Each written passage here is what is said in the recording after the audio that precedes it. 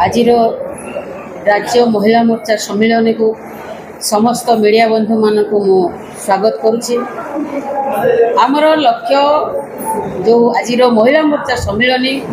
सारा ओडिशार प्रत्येक जिलार महिला नेतृत्व मान को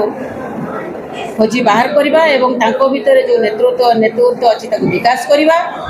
महिला सशक्तिकरण करवा एवं सबु दिगरे सबु प्रकार भाव में महिला मानकर किभली भाव में गुरुत्वपूर्ण भूमिका रहिबो आगामी निर्वाचन समय रे एवं आम आदमी पार्टी समस्त महिला माने आज देखंतु जो भले भाव में दलित अवहेलित निष्पेषित होउचंती से भली भाव में केमते नहे सेमानक भितरे जो गुण अच्छे जो अवहेलित अच्छे सेमानक प्रत्येक महिला मानक माध्यम रे आम आदमी जो विचारधारा अच्छी ताकू नहीं पहुँचेबा एवं सेमानक समाज मुख्य स्रोत को आनिबा होची आज सम्मेलन मुख्य लक्ष्य। मोटामोटी कहवा गले महिला सशक्तिकरण किभली आम आदमी पार्टी रे गुरुत्वपूर्ण भूमिका नब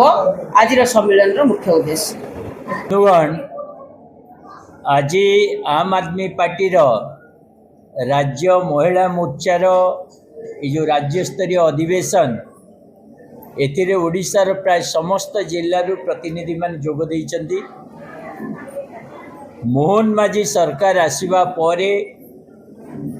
बीजेपी रो शासन समय रे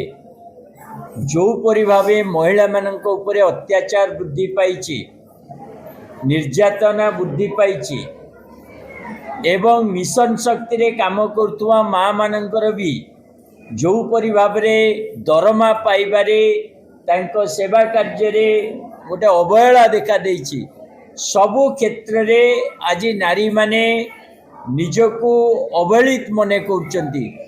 ता विरुद्ध रे गोटे शक्तिशाली आंदोलन करिबा पई आम आदमी पार्टी रो महिला विंग आज निर्णय नैछि एवं यही सभारे उपस्थित समस्त कार्यकर्ता जिला प्रतिनिधि आगामी दिन रे ओडिशा रे आम आदमी पार्टी रो महिला मोर्चा को अधिक संगठित करिबा, आंदोलन को ओल्लैबा, महिला मानक समस्या को नहीं आहुरी मुखर हवा आ संगठन को मजबूत करिबा पई आज निष्पत्ति नैचंदी। राज्यर महिला प्रतिनिधि माने जो माने विभिन्न जिल्ला रु आसिचंदी निज जिल्ला रे निज ब्लॉक रे निज पंचायत रे माँ मानन को एकाठी करिबा पई आम आदमी पार्टी रो जो